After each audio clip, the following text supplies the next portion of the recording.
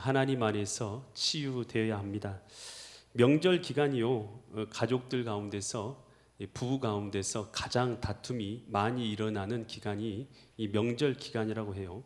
명절 기간에 또 시댁을 가고 또 친정을 가면서 친척들과 이웃들을 만나는 것, 가족들과 부모님을 만나는 것은 기쁘지만 거기서 일어나게 되는 또 인간관계의 갈등과 또 여러 가지 다툼의 문제들이 늘 발생해서 명절 후에 이혼하는 가정들이 부쩍 늘어나게 되는 것이 오늘 이 시대의 모습들입니다. 오늘 세상에서 우리가 회복을 찾고 우리의 마음의 회복과 영적인 회복을 찾으려고 해도 세상 가운데서 우리가 마음과 심령을 회복할 길이 없어요. 오직 진정한 회복은 하나님 안에 있는 줄 믿습니다. 오늘 하나님께서는 우리가요, 하나님 안에서 우리의 내면과 우리의 상처들이 하나님 안에서 회복되고 치유되기를 주님께서는 원하십니다. 특별히 오늘 이 본문의 말씀은 이 요셉의 가정, 찢기고 상처받고 고통받았던 그 요셉의 인생 가운데서 그의 삶이 하나님 안에서 재해석되면서 하나님 안에서 그와 또 그의 가족들이 회복되는 모습이 기록되어 있는 것이 바로 오늘 읽은 우리의 이 본문의 말씀입니다. 과연 이 말씀을 통해서 하나님께서 이 시간도 우리에게 무엇을 깨닫게 하시고 또 무엇을 말씀하시는가, 나에게 주시는 하나님의 음성이 있는 은혜의 시간 되시기를 간절히 축원드립니다. 이 요셉의 가정은요, 이 상처가 참 많은 가정이에요. 요셉은요, 이 어머니가요 4명이에요. 그러니까 야곱이 부인을 4명 얻은 것이에요. 첫째 부인이 레아, 두 번째 부인이 라헬, 세 번째가 종들인데 비라와 실바예요. 그러니까 4명의 여자를 통해서 자녀들이 나왔어요. 야곱이 4명의 여자하고 결혼한 것이죠. 그래서 12명의 아이를 낳았어요. 여러분, 이 집안에요, 여자분하고 여러분 2분 이상 사신 분 있으세요? 2분 이상하고 사신 분 있어요? 여러분, 그 가정이요, 행복하기가 참 쉽지가 않아요. 2분 이상이면요, 그럼 날마다 다투어야 되잖아요. 그런데 이 야곱의 가정은 몇 명이에요? 4명. 여러분의 가정들하고는 아무리 하려고 해도요, 비교가 안 돼요.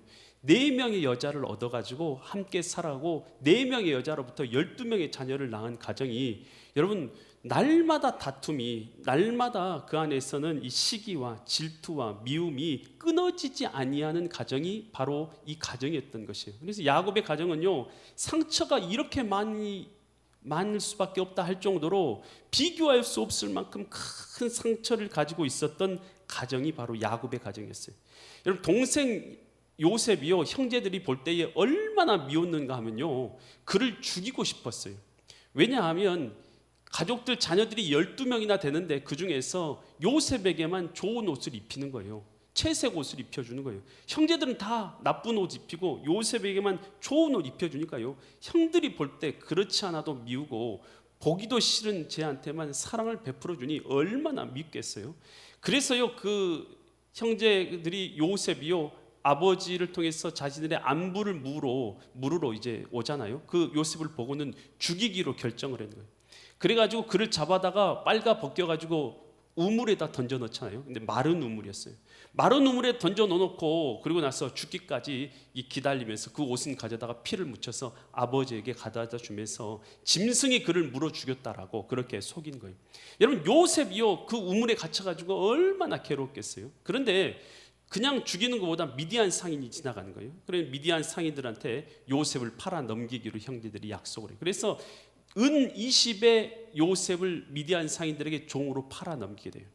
여러분, 요셉의 입장에서, 여러분이 요셉의 입장에서 생각해 봐요. 부모님 앞에 특별히 사랑을 받으면서 채색 옷을 입고 살았던 요셉이 갑자기 우물물에 던져지고 그리고 나서 갑자기 발가벗겨져 가지고 종으로 팔려가지고 미디안 상인에 팔려가지고 애굽으로 팔려갔어요. 그리고 애굽에서는 한 번도 경험해보지 못하는 말과 언어가 있는 곳에 보디발의 가정에 종으로 팔려 들어가게 되었을 때 그 인생이 얼마나 기구하고 얼마나 안타깝고 얼마나 괴롭겠어요. 여러분, 그 가운데서요, 그냥 끝나는 것이 아니었어요. 그 가운데서도 열심히 살았어요. 언어를 배우고 그곳에서 열심히 일하면서 주인을 열심히 섬겼는데 그 보디발의 아내가 그를 유혹했잖아요. 그 유혹을 갖다 뿌리쳤는데 그것이 도리어 화가 돼가지고 어떻게 합니까? 그가 감옥에까지 들어가게 했어. 종의 신분에서 이제는 죄인의 신분으로 모든 사람의 손가락질 받는 자리에서 종의 신분으로 떨어지게 됐을 때 여러분 그 요셉의 인생은 참 괴로운 인생 아니겠습니까? 여러분 그런데 하나님께서 요셉을 버리지 아니하시고 그를 어떻게 하십니까? 여러분 그로 하여금 바로의 꿈을 해석하게 만드시죠. 그래서 이락 갑자기 국무총리의 자리까지 하나님께서 지혜를 주신 것을 사람들로 하여금 알게 하여서 요셉이 국무총리 자리에 앉게 된 것이에요. 이게 바로 요셉의 인생 아니겠습니까? 여러분 요셉이 국무총리의 자리에 앉게 되었을 때 그때 누가 찾아옵니까? 양식이 다 떨어진 그 형제들이 그를 찾아온 것이에요. 여러분 그랬을 때 여러분 요셉이요 어떻게 형제들을 대했는가 오늘 창세기 45장 5절에 나와 있어요. 45장 5절 말씀을 우리 한번 같이 보면 형제들에게 이렇게 말해요. 당신들이 나를 이곳에 뭐 있어요? 여러분 파는 것 이것은 사실입니까? 사실이 아닙니까? 판 것은 바꿀 수 없는 사실이죠. 팔았다고 이것은 사실이에요. 그런데 사실을 해석하는 것은 우리가 할 수 있는 것이에요. 사실을 어떻게 해석하느냐에 따라서 오늘 우리는요 복된 삶을 살 수도 있고 멸망의 삶을 살 수도 있고 고통의 삶을 살 수도 있어요. 여러분 모든 일어난 나의 일들은요 하나님 안에서 내가 해석할 수 있어요. 여러분 그런데 하나님 안에서 어떻게 해석해야 되냐 신자들은 하나님의 뜻으로 해석해야 될 줄 믿습니다. 그래서 당신이 나를 이곳에 판 것은 사실이에요. 근데 그러면서 그들에게 이것을요 원망과 불평으로 말하지 않고 뭐라 합니까? 근심하지 마소서. 근심하지 말라는 거예요. 그리고 한탄도 하지 말라는 거예요. 요셉의 재해석을 한번 보세요. 요셉이 어떻게 자신의 고난, 형제들이 자기를 판 것은 변함없는 사실이지만 그걸 어떻게 해석하고 있는지를 보세요. 하나님이 생명을 뭐 하시려고요? 구원하시려고 나를 당신들보다 먼저 보내셨나이다. 여러분 요셉의 해석은요 하나님의 관점에서 해석하고 있는 줄 믿습니다. 팔린 것, 형제들이 나를 판 것은 바꿀 수 없는 사실이죠. 변함없는 사실이에요. 근데 그 사실을 해석하고 있어요. 어떻게 해석하고 있느냐 하면 하나님의 눈에서 하나님께서 내게 당신들의 생명을 구원하시기 위해서 하나님께서 나를 이곳에 보내신 것입니다. 겉으로 볼 때는 형제들이 나를 빨가 벗겨가지고 미디안 상인에게 팔아 넘긴 것이지만 그런데 하나님의 관점으로 그 일들을 바라보니까 형제들이 나를 빨가 벗겨가지고 팔아 넘긴 게 아니었다는 거예요. 하나님께서 계획하셔가지고 나를 먼저 애굽으로 뜻이 있어서 보내셔서 그곳에서 나를 국무총리의 자리까지 훈련시키고 연단시켜가지고 애굽의 국무총리의 자리에 앉게 하셔서 당신들의 생명과 나의 생명을 지키고 구원하시기 위해서 하나님께서 미리 예비하신 하나님의 뜻이었습니다. 여러분 이게 바로 요셉이요 자기에게 일어난 자기에게 고통의 순간을 하나님의 눈으로 해석한 것입니다. 여러분 이게 돼야 돼요. 여러분 우리가 신자가 되어져서요 여러분 신앙생활 하지만 여전히 마음에 큰 상처 예전에 일어났던 그 고통에서요 한 발자국도 나가지 못한 채 상처를 안고 그 상처의 고통 가운데서 신앙생활 하는 사람이 얼마나 많은지 몰라요. 여러분 우리가 명절 때요 가족들 친지들 만나러 갔지만 그 가운데서 만나서 한마디 말 들은 것이요 마음에 상처가 돼가지고 고통돼가지고요 그것 때문에 고통받는 사람도 얼마나 많습니까? 여러분 그런데요 우리에게 일어난 사실 그건 사실인 것은 분명해요. 하지만 우리가 신자로서 어떻게 해석해야 되냐 하나님의 뜻으로 내게 일어난 사건들과 고통들과 아픔들을 하나님의 뜻으로 해석하는 능력이 있어야 될 줄 믿습니다.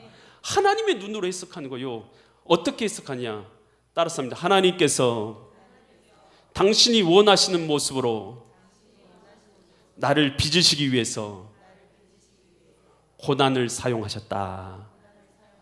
아멘. 고난이라는 상처라는 이 도구를 통해서 하나님께서 나를 당신이 원하시는 사람으로 빚으신 거예요. 여러분 이렇게 주님 앞에서 내게 일어난 사건들을 해석할 수 있기를 간절히 축원드립니다. 이 더 공감 마음학교의 대표인 박상미 교수가 있어요. 이 사람 마음아 너는 누구냐라는 이 책을 쓰기도 하고 용서와 치유에 관해서 이 전문가예요. 이 그녀는 1970년도 이제 그때 태어났는데 산하 정책이 있어서 그때 어머니가 자신이 세 번째 자녀에서 낙태하려고 산부인과를 여러 번 찾아갔어요. 그런데 갈 때마다 무슨 일인지 의사를 만날 수 없어서 낙태를 할 수 없었답니다. 그래서 어쩔 수 없이 낙태하려다가 그 자녀를 낳게 되었어요. 그러니까 자기가 태어난 것 자체부터가 뭐냐면 부모님의 피치 못할 선택으로 인해서 태어난 것이고 실수였다라는 것을 그는 안고 살아가게 된 것이요. 그러면서 그는 어렸을 때부터 우울증에 시달립니다. 그러면서 24살 때는 자살을 시도하기도 해요. 그러면서 인생을 더 이상 살고 싶은 마음이 전혀 없다 이렇게 살아갔을 때에 그러다가 교회를 나가게 되었고, 교회에서 하나님께서 나를 사랑하시고 또 나에 대한 구원의 계획 가운데 내가 있는 것을 깨닫게 된 거예요. 그러니까 하나님의 계획 가운데서 내가 지금까지 부모님이 낙태하러 갔어도 그곳에서 낙태되지 아니한 것들도 다 하나님의 섭리였고 하나님이 자신의 생명을 지켜주셨던 것임을 깨닫게 된 거예요. 자기가 이제 자살 시도했을 때도 그때 지켜주셨던 것도 하나님께서 자신을 지켜주셨다는 것을 깨닫게 된 거예요. 그러면서 자기에게 일어났던 모든 것들이 하나님의 계획 가운데 있었구나라는 것을 깨닫게 되면서 그 마음 가운데 오랜 상처가 치유되기 시작해요. 그러면서 그가요 이제 이 상처가 치유되면서 사람들에게 이 치유해주는 이 일을 해야 되겠다라는 그 마음이 들어서 상담학을 공부하게 됩니다. 독일에 유학을 가가지고 그 공부를 하면서 그곳에서 입양되어서 온 사람들을 이제 만나게 돼요. 그들이요 참 고통 가운데서 살고 있는 것을 바라보면서 그 안에서 이제 자기의 사명을 발견돼요. 하나님 앞에서 이 상처받은 입양돼서 부모님 앞에 버림받고 상처받은 이 사람들을 이 마음을 치료해 주는 것, 이것을 위해서 내게 이런 고통과 상처의 아픔을 치료하는 것을 하나님께서 계획하셨다라는 것을 깨닫게 된 거예요. 그래서 자기가 치유된 것처럼 나도 이 사람들을 치유하면서 살아야겠다라고 결단하게 된 것이에요. 그러니까 자기의 아픔을 통해서요 하나님의 계획으로 자기의 아픔을 재해석한 것이죠. 그러니 그가요 자신의 사명을 하나님의 뜻대로 살아갈 수 있는 사람을 바뀐 것이에요. 그러면서 그녀가요 이렇게 말해요. 과거는 바꿀 수 있는 영역이 아닙니다. 단지 해석의 영역입니다. 과거의 시각에 초점을 맞추지 말고 높이 올라가 전체적으로 삶을 조망하십시오 라고 이렇게 교훈해요. 물론 하나님을 믿는 사람이기 때문에 하나님의 이름으로 이렇게 말하고 싶지만 믿지 않는 사람들도 그들의 이제 그 책을 읽는 사람들이기 때문에 독자들이기 때문에 하나님의 이름은 뺐어요. 하지만 하나님의 시각으로 재해석하라는 것이 바로 이 박상미 교수님의 이 내용인 것이에요. 여러분 우리의 삶 가운데 일어난 일들요 바꿀 수는 없습니다. 이건 사실이잖아요. 일어난 사건이잖아요. 하지만 하나님의 눈으로 우리가 이 사건들을 재해석할 수 있는 줄 믿습니다. 나를 하나님의 사람으로, 그래서 하나님의 뜻을 감당하는 일꾼으로 세우기 위해서, 내게 사명을 주기 위해서 하나님께서는 이렇게 고통을 통해서 나를 빚으셨다라는 것을 우리가 깨달을 수 있기를 간절히 축원드립니다. 이 사울은요, 이 다윗은 그가 10년이 넘도록 사울에게 쫓겨다녔어요. 사울이 3,000명의 군대를 이끌고 다윗을 죽이려고 계속해서 쫓아오는 거예요. 여러분 누가 나를 죽이려는 사람이 한 사람만 있어봐요. 여러분 그러면요 얼마나 무서운지 몰라요. 여러분 중에서요 한 사람이라도 저를 죽이려고 해봐요. 그러면 제가 마음 편할 것 같아요? 아니면은 괴로울 것 같아요? 내 일이 아니다 뭐 이런 생각으로 보시는 것 같아요. 여러분이 일이라고 생각해 보세요. 여러분을 누가 죽인다고 생각해요. 죽이려고 해본다고요. 그러면 얼마나 여러분 마음이 두렵고 괴롭겠어요. 여러분 그런데 다윗은요 이 이스라엘의 왕이었던 사울이 3,000명의 정예 군대를 이끌고 10년 동안에 쫓아다녔으니까요 얼마나 괴로웠겠습니까? 자기를 도와줬다는 사람들은 다 죽였어요. 그 사람이 어떤 사람이든. 여러분 그랬지만요 다윗이 사울에게 보복을 합니까? 안 합니까? 보복을 안 해요. 여러분 이 사울의 장례를 누가 치러줘요? 사울이 길보아 전투에서 그가 목베임 당해서 죽잖아요. 여러분 그랬을 때에 그 사울의 시신을 수습해 가지고 와서 장례를 치러주는 게 다윗이에요. 다윗이 장례를 치러줘요. 여러분 그 자녀들 다 이제 다 뿔뿔이 흩어지고 그랬지만 그 자녀들 다 망해가는 가정이 있는 사울의 가정, 그 가정에서 손자가 있어서 무비보셋 누가 거둬들입니까? 다윗이 거둬들여요. 누구와 함께 식사하게 해요? 자기의 자녀들과 함께 식사하게 하고 사울이 가졌던 모든 재산을 다 복권해 주죠. 누가요? 다윗이. 여러분, 다윗이 도대체 어떤 마음을 가졌기 때문에 사울에게 보복을 하지 않습니까? 다윗이요, 사울을 죽일 수 있는 기회가 많았죠. 그런데 안 죽이잖아요. 왜 그랬습니까? 다윗이요, 이 자기를 죽이려는 그 모습만 보면 당연히 자기도 그렇게 행동해야 되겠죠. 그런데 다윗은요, 하나님의 눈으로 사울을 본 줄 믿습니다. 사울이 없었으면 다윗이라는 존재가 만들어질 수가 없어요. 여러분, 이스라엘의 가장 위대한 왕 다윗 아니겠습니까? 그 왕이요, 다윗 왕이 탄생하기 위해서요, 그 옆에 있는 위대한 용사들이 얼마나 많습니까? 600의 믿음의 용사들 언제 생겼어요? 사울을 피해서 도망다니면서 온갖 잡류의 사람들이 다윗에게 달라붙죠. 10년 동안 그들과 동고동락하면서 전쟁을 치르죠. 그러면서 이스라엘의 위대한 용사 600명이 탄생되는데 그들이 다 믿을 수 있는 사람들이 일꾼 아닙니까? 온 이스라엘을 다 다스리는데 600명의 그 일꾼들이 핵심적 요원이 돼가지고 이스라엘의 위대한 왕권을 이루게 된 다윗왕. 그냥 된 게 아니었어요. 누가 없었으면 될 수 없었냐면 사울 왕이 없었으면 다윗이 존재할 수가 없었던 것이죠. 여러분, 하나님의 눈으로 사울을 볼 때에 사울은 나를 하나님께서 원하시는 대로 빚으시는 하나님의 도구인 줄 믿습니다. 여러분, 미운 사람을요 어떻게 말하냐면 미운 사람이 누구냐? 딱 떠오르는 사람이 있을 거예요. 미운 사람. 여러분, 그 사람이 어떤 사람이냐? 하나님께서 나를 당신의 뜻대로 나를 빚으시기 위해서 사용하신 당신의 도구라는 거예요. 따라서 합니다. 하나님께서 나를 빚으시기 위해서 사용하신 도구다. 누가요? 여러분에게 고통 준 사람이, 여러분을 아프게 하는 사람이, 여러분 그분이요 시어머니가 될 수도 있어요. 또 남편이 될 수도 있고 아내가 될 수도 있고 여러분의 친구가 될 수도 있고 직장의 상사가 될 수도 있고 여러분이 만나는 어떤 사람이 여러분을 그렇게 고통스럽게 다윗을 죽이려 하는 것처럼 사울처럼 그렇게 하는지 모르겠어요.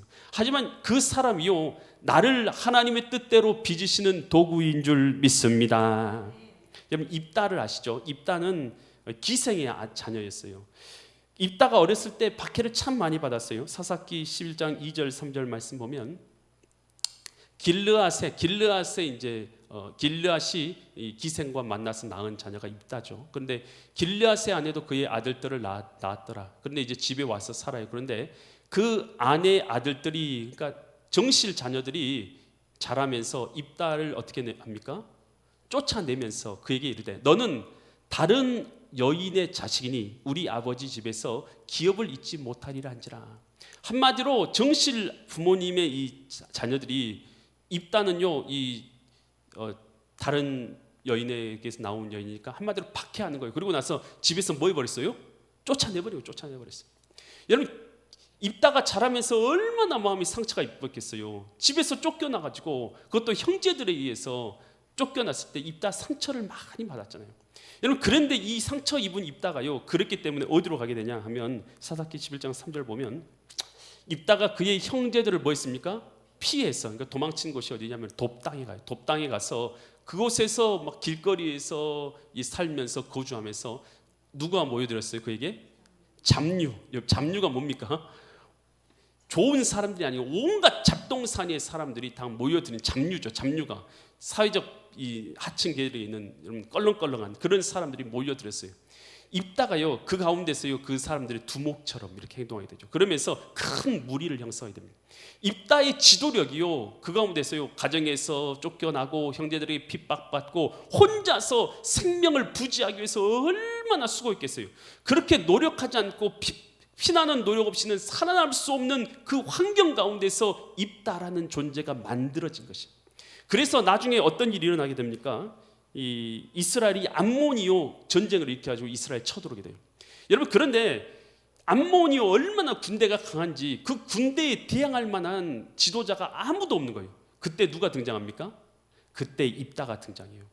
그때 아무도 그 암몬 군대에 대적해서 싸울 만한 사람이 없다 할 때에 입다가 등장해요. 그래서 입다가 이스라엘의 전체 장관이 되어져서 장교 군대 지휘관이 되어져서 그 군대를 이끌고 나서 이 암몬 암몬을 전쟁에서 이기게 되죠.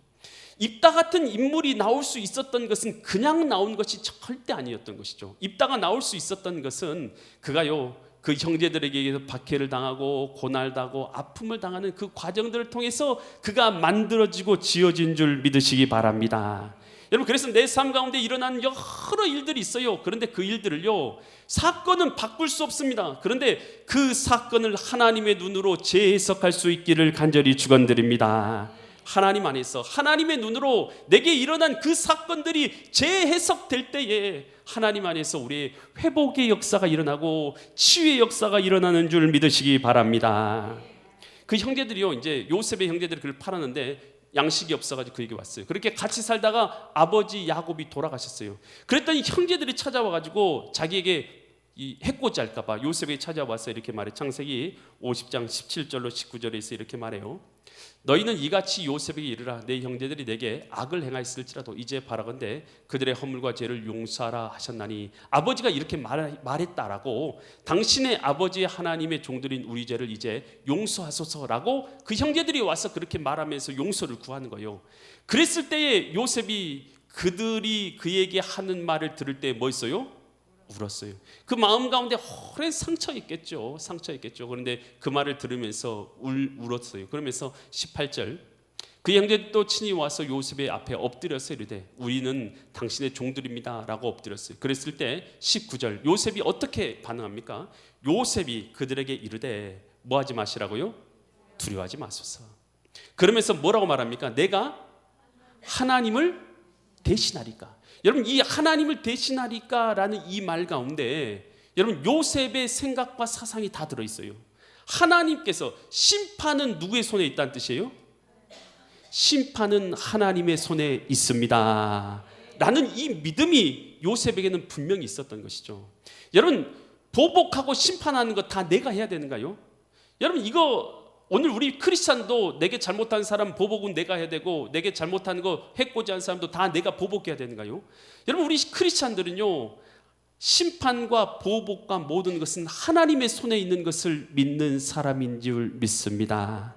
그래서 요셉은 이 믿음이 있었던 것이죠. 심판은 누가 하신다는 거예요?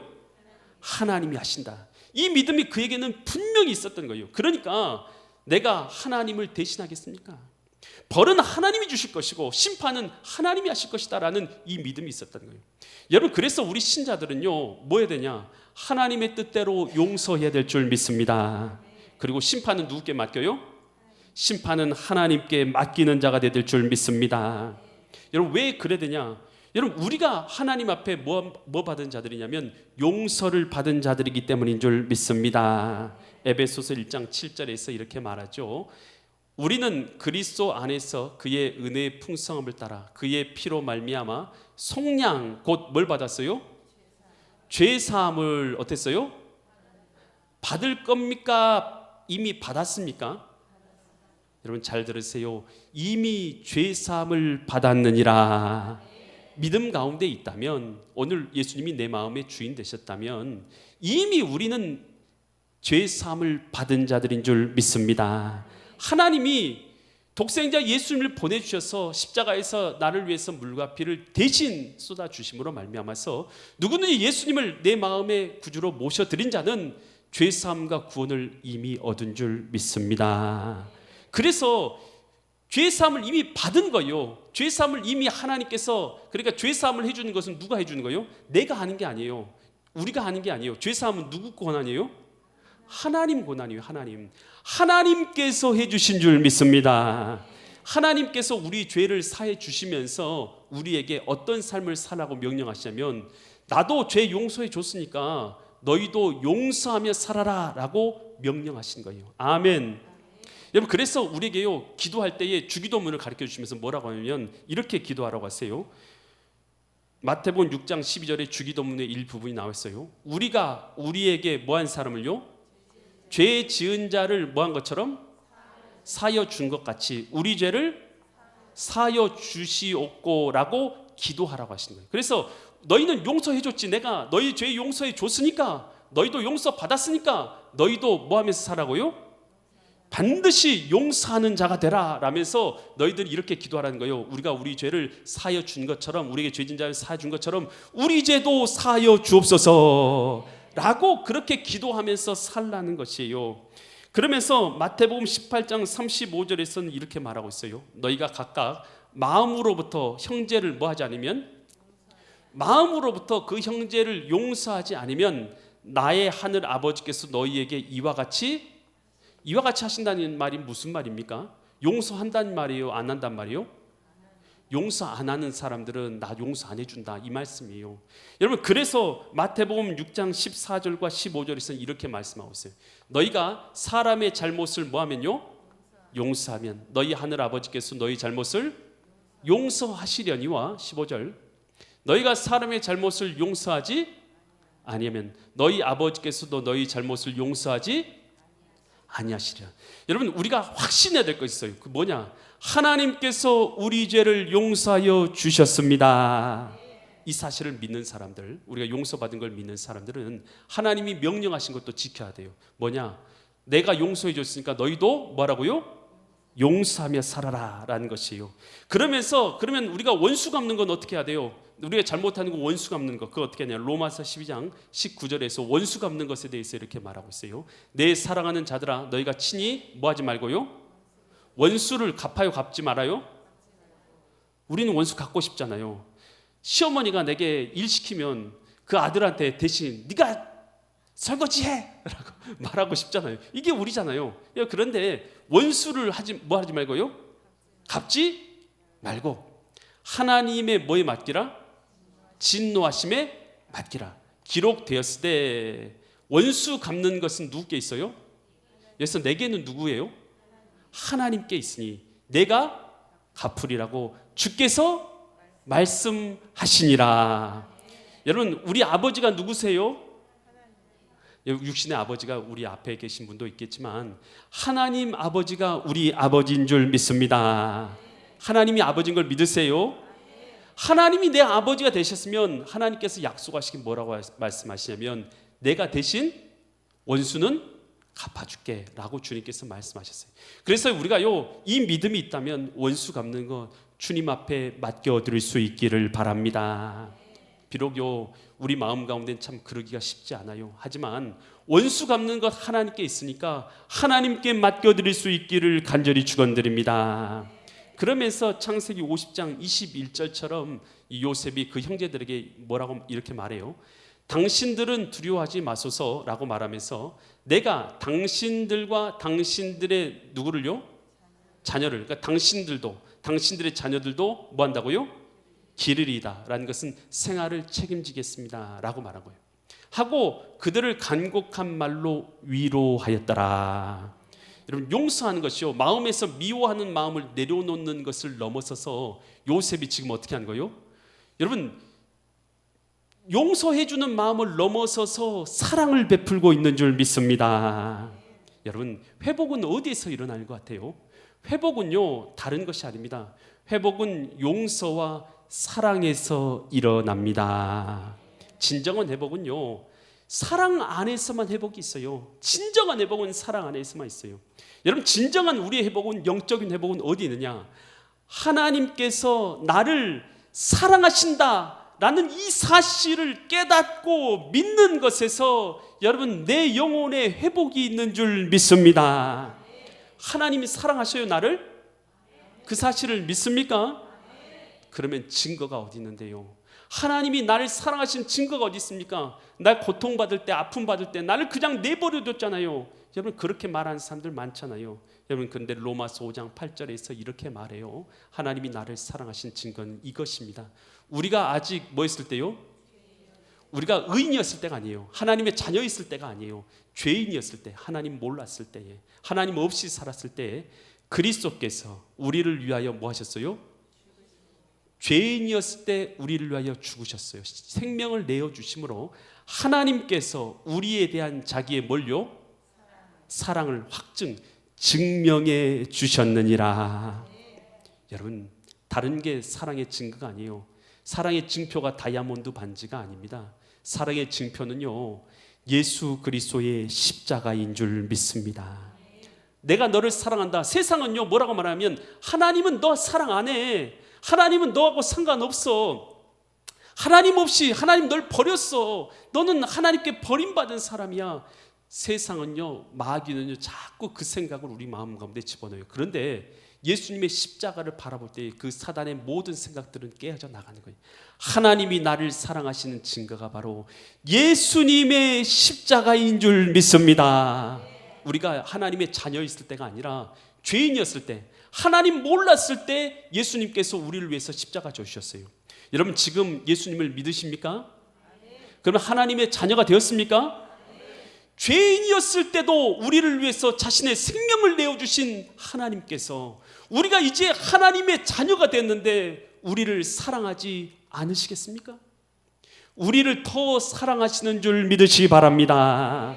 여러분 하나님이 우리를 사랑하십니다. 이 사실을 우리가 믿어야 되는 거예요. 그래서 우리가 하나님의 사랑받는 사람이라는 것을 우리가 믿을 때에 우린 또한 어떻게 살아갈 수 있냐?